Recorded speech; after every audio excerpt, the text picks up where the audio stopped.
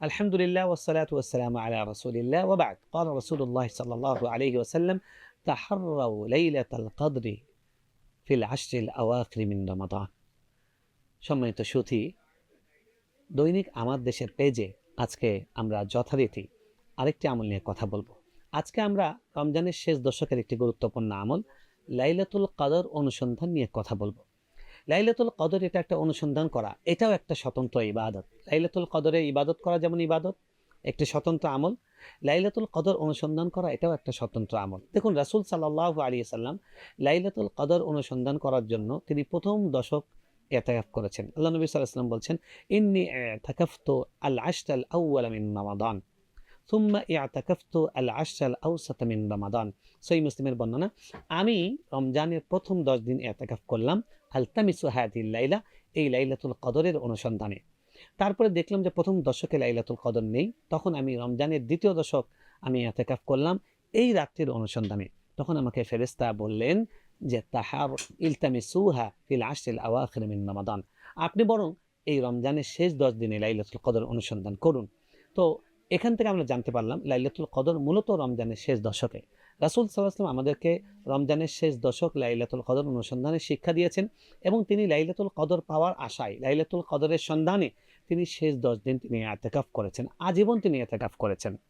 তো লাইলাতুল কদর খোঁজা এবং লাইলাতুল কদরের সন্ধানে এই শেষ প্রত্যেকটা রাত, 10টি রাতে ইবাদত করা, বিশেষ করে কমপক্ষে বেজর রাতগুলো ইবাদত করা, এটা আল্লাহ নবী সাল্লাল্লাহু আলাইহি ওয়াসাল্লামের অনেকগুলো হাদিসে এসছে। অত্যন্ত আফসোসের বিষয়, আমাদের বাংলাদেশে বিশেষ করে আমরা ওই রমজানের 27তম রাত, 27শে রমজানকে বলি লাইলাতুল কদর, এবং পত্র-পত্রিকা মিডিয়ায় বলা হয় যে আজকে লাইলাতুল কদর, এবং সবাই শুধু ওই রাতটা ইবাদত করে, ওই রাতটা কনফার্ম লাইলাতুল কদর ধরে নেয়। হ্যাঁ, লাইলাতুল কদরের সম্ভাব্য রাতগুলোর মধ্যে সেটিও একটি, কখনো কখনো ওই রাতে হতে পারে, কিন্তু এটা কনফার্ম নয়। আমাদেরকে লাইলাতুল কদর কনফার্ম করতে হলে এই শেষ 10 দিনের প্রত্যেকটি রাত কাজে লাগাতে হবে।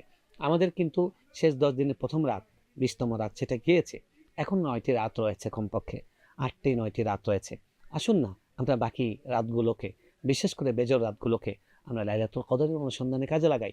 আল্লাহ নবী সাল্লাল্লাহু আলাইহি ওয়াসাল্লাম আরেকটি হাদিসে বলছেন, তাহাররাউ লাইলাতাল কদরি ফিল আশরিল আওয়াখির মিন রমাদান, তোমরা রমজানের শেষ 10 দিনের বেজর রাতগুলোতে লাইলাতুল কদর অনুসন্ধান করো।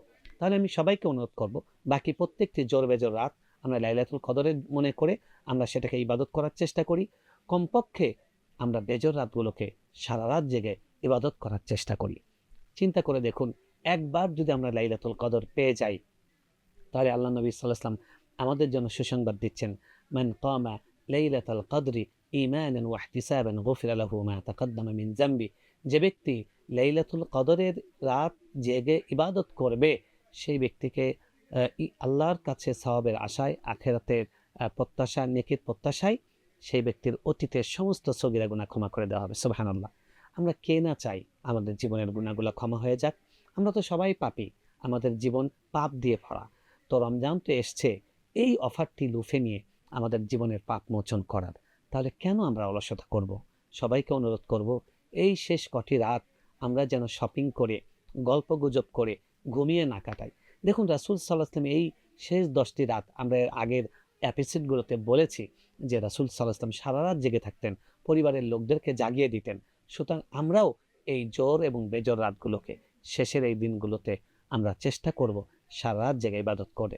এশার নামাজ জামাতের সঙ্গে পড়ব, তারাবির নামাজ একদম বিতির পর্যন্ত ইমামের সঙ্গে পড়ব, তারপরে আমরা শেষ রাতে তাহাজ্জুদ পড়ব, তারপরে কোরআন তেলাওয়াত করব, জিকির আজকার করব, কিছু দান সদকা করব, পারলে কবরস্থান জিয়ারতে যাব।